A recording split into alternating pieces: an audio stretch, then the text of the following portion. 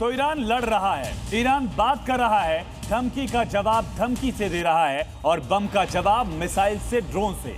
लेकिन इस बीच बस सवाल है तेहरान से, जिसका जवाब नहीं मिल रहा। वो ये कि आखिर 40 दिन से ईरान के सुप्रीम लीडर मुस्तफा खामेनेई कहां हैं, किस हालत में हैं। तरह तरह के दावे हो रहे हैं, लेकिन सच कोई नहीं जानता कि आखिर मुस्तफा को लेकर कितनी ही तरह की बातें हो रही हैं और जूनियर खामेनेई इसके बावजूद सामने क्यों नहीं आ रहे। पूरी डिटेल इस रिपोर्ट में देखिए।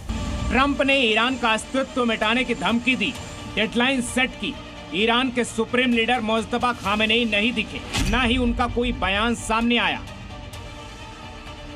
8 अप्रैल को डेडलाइन खत्म होने से ठीक पहले सीज़फायर का ऐलान हो गया। ट्रंप ने कहा ईरान हॉर्मुज स्ट्रेट खोलने को तैयार हो गया है। मुस्तफा खामेनेई नहीं दिखे। 12 अप्रैल को इस्लामाबाद की बैठक बेनतीजा हो गई। ट्रंप ने हॉर्मुज पर नाकेबंदी का ऐलान कर दिया। मुस्तफा खामेनेई सामने नहीं आए। 17 अप्रैल को ट्रंप ने दावा किया ईरान लगभग सारी शर्तें मान गया है, किसी भी वक्त डील होने की उम्मीद है। मुस्तफा खामेनेई अब भी नहीं दिखे। ट्रंप फिर धमकी दे रहे हैं, बात नहीं बनी तो पूरा ईरान उड़ा देंगे। लेकिन ईरान के सुप्रीम लीडर अभी भी गायब है। ऐसे में इस वक्त दुनिया का सबसे बड़ा सवाल यही है कि आखिर मुस्तफा खामेनेई हैं कहां, किस हाल में हैं। ये सस्पेंस और गहरा हो जाता है जब ईरान से इस तरह की तस्वीरें सामने आती हैं। एक तरफ 1 अप्रैल का वीडियो है जब ईरान के राष्ट्रपति मसूद पेजेश्कियान तेहरान में पब्लिक के बीच घूम रहे हैं। दूसरी तरफ पेजेश्कियान की नई तस्वीर जब साइकिल पर सवार होकर वो सरकारी दफ्तरों का दौरा करने पहुंचे। अब सवाल यह है कि जब राष्ट्रपति और युद्ध के दौरान सबसे ज्यादा एक्टिव रहने वाले विदेश मंत्री अब्बास अरागची इसी तरह से सड़कों पर निकलकर घूम रहे हैं, तो मुस्तफा खामेनेई सामने क्यों नहीं आ रहे। इतना ही नहीं, ईरानी संसद के स्पीकर बागेर गालिबफ और उनके साथ 70 लोगों का ईरानी डेलीगेशन इस्लामाबाद होकर आया। अमेरिका के उपराष्ट्रपति जेडी वेंस के साथ बैठक में भी शामिल हुआ। इसके बावजूद मुस्तफा खामेनेई पूरे सीन से गायब क्यों रहे।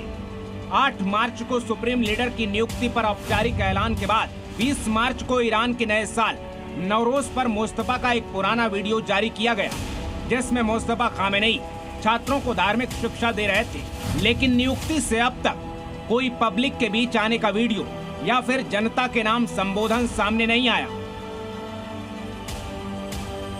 14 मार्च को पहला लिखित बयान टीवी पर पढ़ा गया। 23 मार्च को ट्रंप ने कहा ये कोई नहीं जानता कि मुस्तफा को क्या हुआ, वो जिंदा हैं या नहीं।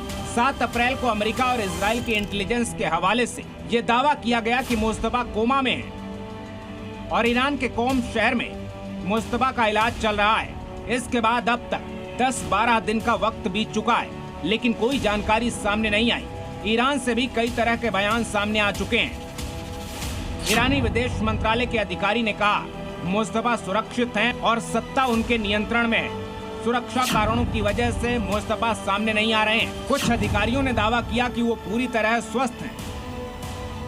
युद्ध के बीच कई बार सुप्रीम लीडर के नाम बयान भी जारी किए गए, युद्ध में जीतने की बात कही गई। इसके बाद अब ईरान अमेरिका के बीच 10 दिन से सीज़फायर भी लागू है, लेकिन मुस्तफा का अब भी सामने न आना गंभीर सवाल खड़े कर रहा है।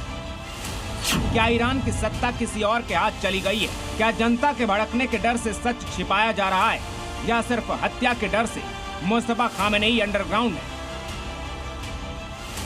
मुस्तफा के सामने न आने से ऐसे कई सवाल हैं जो हर दिन उठ रहे हैं और पूरी दुनिया की नजर इस बात पर टिकी है कि ईरान का सुप्रीम लीडर दुनिया के सामने कब आएगा।